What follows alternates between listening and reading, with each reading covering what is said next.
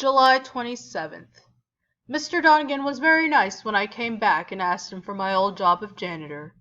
First he was very suspicious, but I told him what happened to me, and then he looked very sad, and put his hand on my shoulder and said, "Charlie Gordon, you got guts." Everybody looked at me when I came downstairs and started working in the toilet, sweeping it out like I used to. I told myself, "Charlie, if they make fun of you, don't get sore, because you remember they're not so smart as you once thought they were. And besides that, they were once your friends. If they laughed at you, that doesn't mean anything, because they like you too." One of the new men who came to work there after I went away made a nasty crack.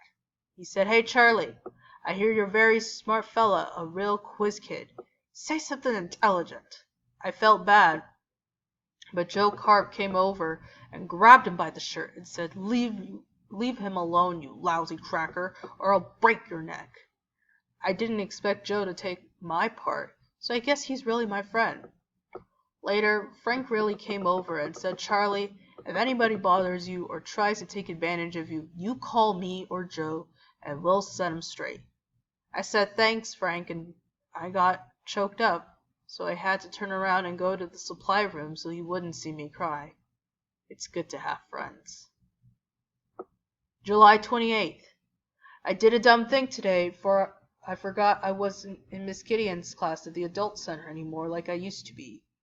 I went in and sat down in my old seat in the back of the room, and she looked at me funny and she said, "Charles." I didn't remember she ever called me that, only Charlie, so I said, "Hello, Miss Gideon. I'm ready for my lesson today, only I lost my reader that we was using." She started to cry and run out of the room, and everybody looked at me, and I saw they wasn't the same people who used to be in my class. Then all of a sudden I remembered some things about the operation and me getting smart, and I said, "Holy smoke, I really pulled a Charlie Gordon that time." I went away before she come back to the room. That's why I'm going away from New York for good.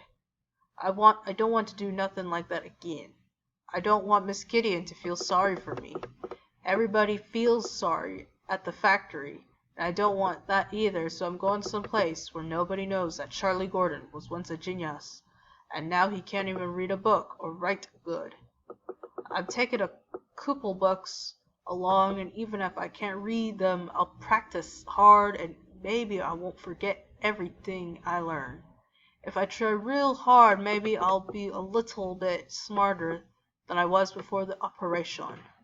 I got my rabbit's foot and my lucky penny, and maybe they will help me. If you ever read this, Miss Gideon, don't be sorry for me. I'm glad I got a second chance to be smart, because I learned a lot of things that I never even knew they were in this world, and I'm grateful that I saw it all a little bit. I don't know why I'm dumb again or what I did wrong. Maybe it's because I didn't try hard enough. But I'll try to practice very hard. Maybe I'll get a little smarter and know what all the words are. I remember a little bit how nice I had a feeling with the blue book that has the torn cover. I read it. That's why I'm going to keep trying to get smart, so I can have that feeling again. It's a good feeling to know things and be smart. I wish I had read it now. If I did, I'd sit down and read all the time. Anyway, I bet I'm the first dumb person in the world who have ever found something important for science.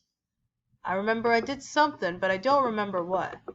So I guess I did it all for the dumb people like me.